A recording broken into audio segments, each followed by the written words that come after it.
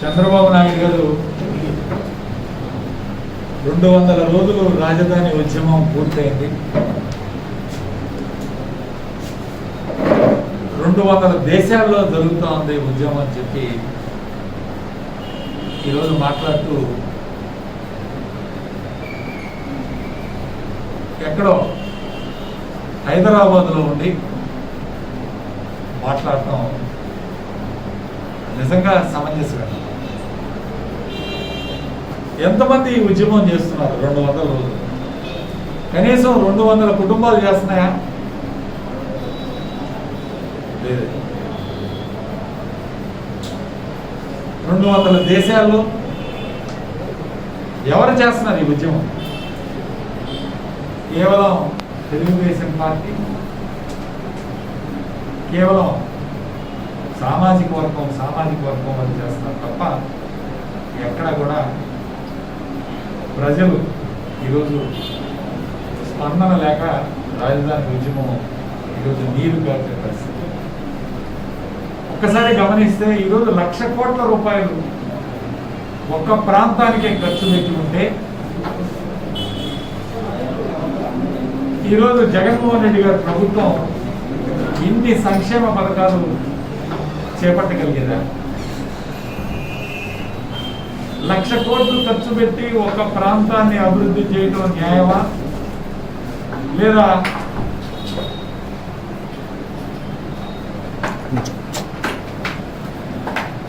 40,000 కోట్లు పెట్టి ఈరోజు రాష్ట్ర ప్రజలందరికీ సంక్షేమ పథకాలు అందించడం న్యాయమా? ఇన్ని పథకాలు కానీ కరోనా సమయంలో నిన్నే దాదాపు 1,188 104 108 దేశవ్యాప్త ఆయన చేస్తున్న పరిపాలనా విధానాలు మీలాగా కల్లిపొల్లి కబుర్లు చెప్పే కార్యక్రమం కాదు. మొట్టమొదటి సంతకం అని 5 ఫైల్స్ మీద సంతకం పెట్టాడు చంద్రబాబు నాయుడు 2014లో.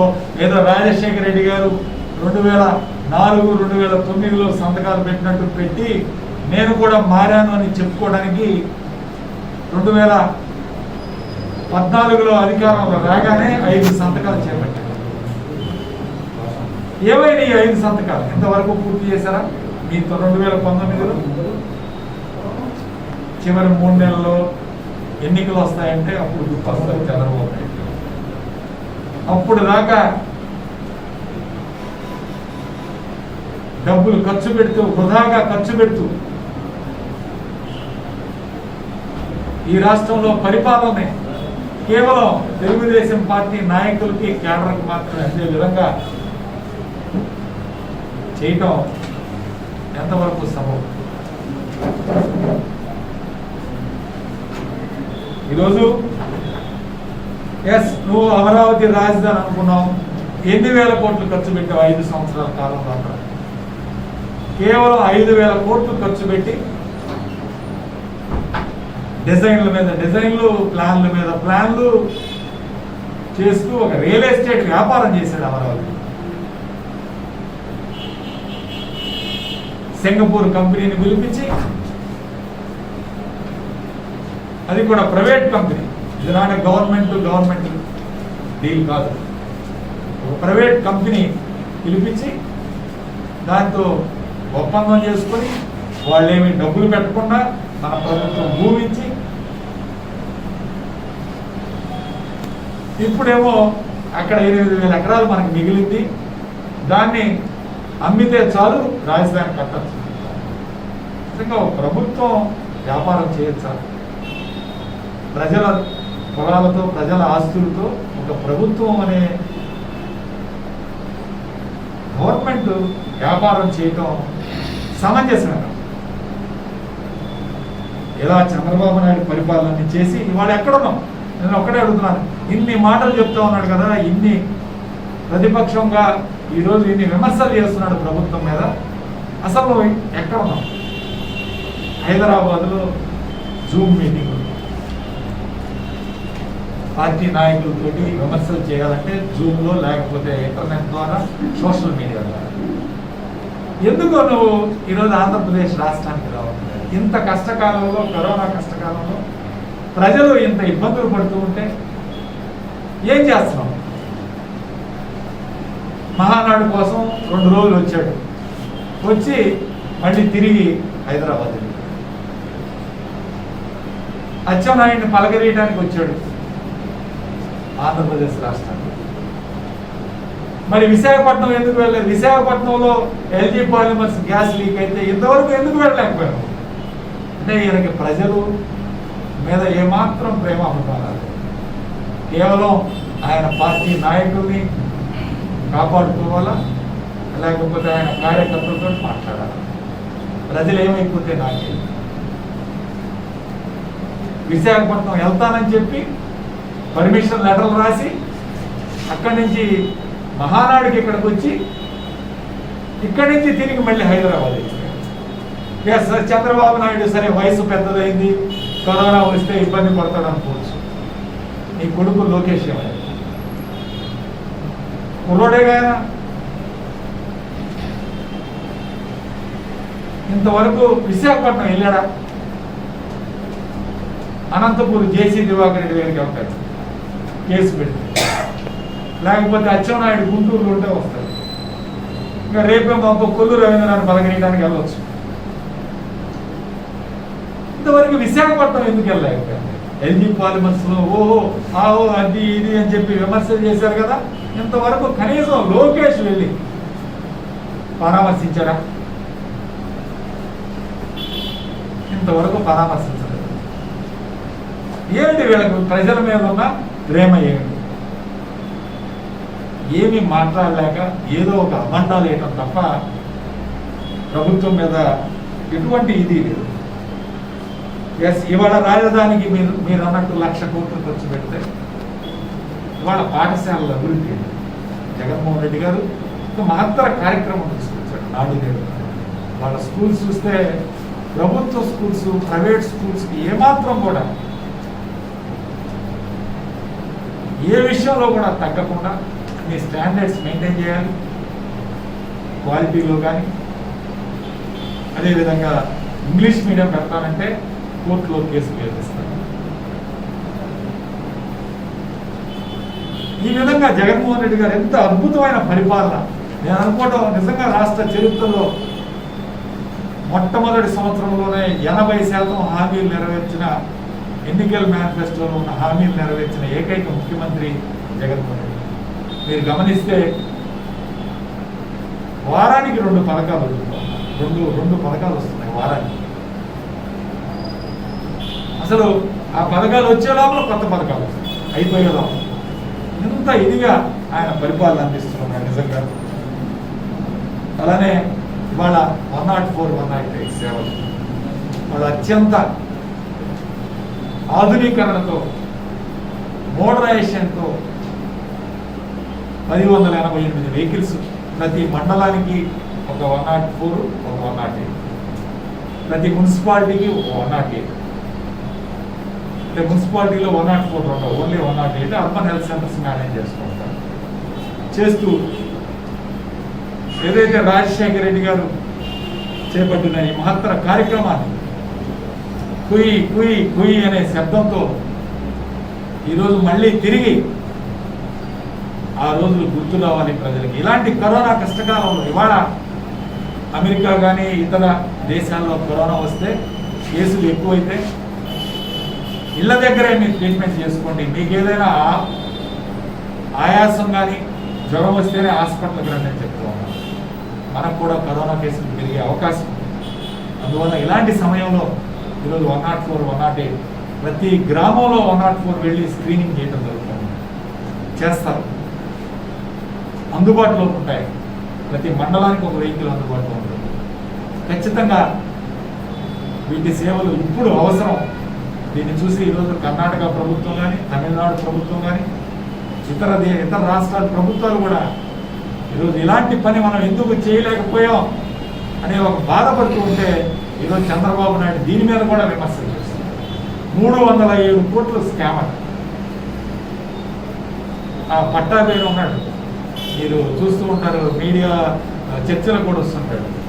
ఏది పడితే అది అడ్డంగా మాట్లాడమే పట్టాభి యొక్క నైజం. అసలు కొన్నది 200 కోట్లు, 307 కోట్లు స్కామ్ ఎక్కడి నుంచి వస్తుంది? ఓకే, మెయింటెనెన్స్ గురించి మాట్లాడుతున్నాడు ఇవాళ. ఒక్కొక్క అంబులెన్స్ మెయింటెనెన్స్కి 1,50,000 రూపాయలు నెలవారీ ఖర్చు అని చెప్తా ఉన్నాడు. ఎందుకు ఇంత పెంచడం జరిగిందంటే ఆ రోజు జీతాలు 15,000 రూపాయలు ఇచ్చేవాడు, ఈరోజు జీతాలు 30,000 రూపాయలు చేశారు. కాబట్టి మెయింటెనెన్స్ ఛార్జెస్ పెరిగాయి రాష్ట్ర వ్యాప్తంగా. దానివల్ల ఈరోజు ఆ యొక్క ఖర్చు పెరిగింది తప్ప దీనిలో ఎటువంటి స్కామ్ లేదు. మీరు అడగండి, ఇంతకుముందు నిర్వహించిన జీవీకే వాళ్ళు కానీ సత్యం వాళ్ళు కానీ వాళ్ళందరూ వెనక్కి వెళుతున్నారు. అంటే దీనిలో నష్టం వస్తేనే కదా వాళ్ళందరూ ఈరోజు చేయలేకపోతున్నారు. సో అలాంటి వాళ్ళు నష్టం వస్తుందని చెప్పి ఈరోజు అరవిందో సంస్థ తీసుకుంటే అరవిందో కూడా ఇవాళ విజయసాయి రెడ్డి గారి సొంత అల్లుడిది, ఆయన వియ్యంకుడిది అని చెప్పి ఆయన మీద నిందలు వేస్తున్నారు తప్ప వాస్తవాలు గమనించాలి. శాలరీస్ పెంచాం. జగన్మోహన్ రెడ్డి గారు పాదయాత్రలోనే చెప్పాడు, ఆరోగ్యశ్రీ 104, 108 వాళ్ళకి పెంచుతాం 30,000 రూపాయలు. ఆయన మాట నిలబెట్టుకున్నందుకే ఈరోజు ఈ ఎక్స్ట్రా ఖర్చు ఎక్కువ అవుతుంది తప్ప వేరే విధంగా కాదు.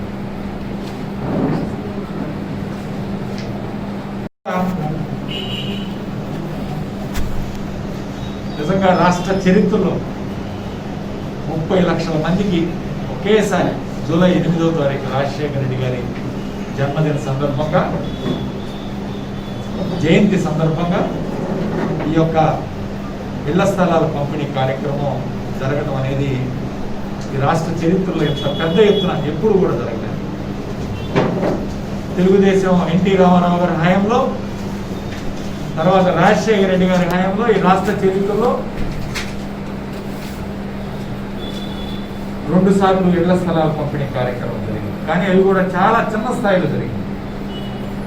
ఈరోజు ప్రతి గ్రామంలో, ప్రతి పట్టణంలో వేల కోట్ల రూపాయలు ఈరోజు ఖర్చు పెట్టి ప్రభుత్వం ఈరోజు నర్సరావుపేటలో దాదాపు 8,500 మందికి ఈరోజు ఇళ్ల స్థలాలు నర్సరావుపేట పట్టణం ఇస్తూ ఉన్నాం. గ్రామాల్లో దాదాపు 2 మండలాలు కలిపి 8,000 చిల్లర, 8,000 పైకి మొత్తం మీద సుమారు 17,000 మందికి ఈరోజు నర్సరావుపేట నియోజకవర్గంలో ఇళ్ల స్థలాల పంపిణీ కార్యక్రమం చేస్తుంది. ఇళ్ల స్థలాలు పంపిణీ కాదు, ఇళ్ళు కూడా కట్టించే కార్యక్రమం ఆగస్టు నుంచి ఈ కార్యక్రమం కూడా చేస్తాం. ఈరోజు నర్సరావుపేట సంబంధించి 104, 108 4 వెహికల్స్ ఇవ్వడం జరిగింది. రేపు ఈ వెహికల్స్ కూడా రేపు ఇక్కడ గవర్నమెంట్ హాస్పిటల్లో రేపు ఉదయం అఫీషియల్గా ప్రారంభిస్తున్నాం. అదేవిధంగా ఇళ్ల స్థలాల గురించి కొంతమంది వాలంటీర్సు, కొంతమంది వార్డులో ఉన్న కొంతమంది నాయకులు ఈ యొక్క లబ్ధిదారుల దగ్గర నుంచి కొంత డబ్బులు కలెక్ట్ చేసే కార్యక్రమం, మీకు డబ్బులు ఇస్తేనే మేము ఇళ్ల స్థలాలు కేటాయిస్తామని చెప్పడం కానీ జరుగుతూ ఉందని చెప్పి మా యొక్క నోటీస్కి వచ్చింది. ఖచ్చితంగా ఒకటే చెప్తున్నాను, లబ్ధిదారులు ఎవ్వరికీ కూడా డబ్బులు ఇవ్వాల్సిన అవసరం లేదు. ఎవరైనా డబ్బులు అడిగి లంచం అడిగితే ఖచ్చితంగా నా నోటీస్కి తీసుకుంటాను. వాళ్ళని తక్షణమే వాలంటీర్స్ని సస్పెండ్ చేయడం, ఎవరైతే లంచాలు తీసుకున్నామని ఆరోపణలు లేదు వాళ్ళ మీద చర్యలు కూడా తప్పకుండా తీసుకున్నాం. ఇప్పటికే 2-3 మీద ఆల్రెడీ చర్యలు తీసుకున్నాం. ఇంకా ఎవరైనా ఎవరికి కూడా రూపాయి ఇవ్వద్దు. ఏ వార్డులోనైనా సరే, ఎక్కడైనా సరే డబ్బులు లంచం అడిగితే మాత్రం మా నోటీస్ తీసుకుని నేరుగా ప్రత్యక్షంగా మమ్మల్ని వచ్చి కలవండి. ఎవరు తీసుకున్నారో వాళ్ళ మీద తక్షణం యాక్షన్ తీసుకుంటాం. అలానే కొంతమంది పేదవాళ్ళు ఇంకా అప్లికేషన్లు కొన్ని కారణాల వల్ల పెట్టుకోలేకపోతే వాళ్ళకి తెలియకపోవడం వల్ల కానీ, కొంతమందికి టిట్కో హౌస్లో కూడా మేము పలుసార్లు చెప్పాం, మీరు అప్లికేషన్లు పెట్టుకోండి అంటే కొంతమంది తెలియక మళ్ళీ తిరిగి అప్లికేషన్ పెట్టుకోలేక ఆల్రెడీ ఇంతకుముందు 50,000 రూపాయలు కట్టిన వాళ్ళు కూడా కొంతమంది రాలేకపోయారని మాకు తెలుస్తూ ఉంది. వాళ్ళందరికీ కూడా ఒకటే చెప్తా ఉన్నాం, సెకండ్ లిస్టు అంటే 8వ తారీఖు తర్వాత మళ్ళీ ప్రభుత్వం ఆన్లైన్లో సైట్ ఓపెన్ అవుతుంది.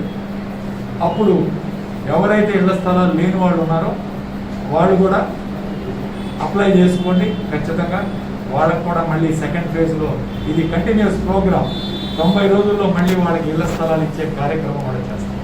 ఎవరైనా పొరపాటున అప్లికేషన్ పెట్టుకుంటే అర్హత రాని వాళ్ళు, అర్హులై ఉండి అర్హత రాని వాళ్ళు, అసలు పెట్టుకోలేని వాళ్ళు ఎవరైనా ఉంటే వాళ్ళకి తప్పకుండా సెకండ్ ఫేజ్లో వాళ్ళందరికీ కూడా ఇళ్ల స్థలాలు ఇచ్చే కార్యక్రమం చేస్తాం. అదేవిధంగా టిడ్కో హౌస్లో ఎవరైనా ఇల్లు రాని వాళ్ళు ఉంటే వాళ్ళకి ఆల్టర్నేట్గా ఇళ్ల స్థలాలు కూడా ఇచ్చే కార్యక్రమం చేస్తాం.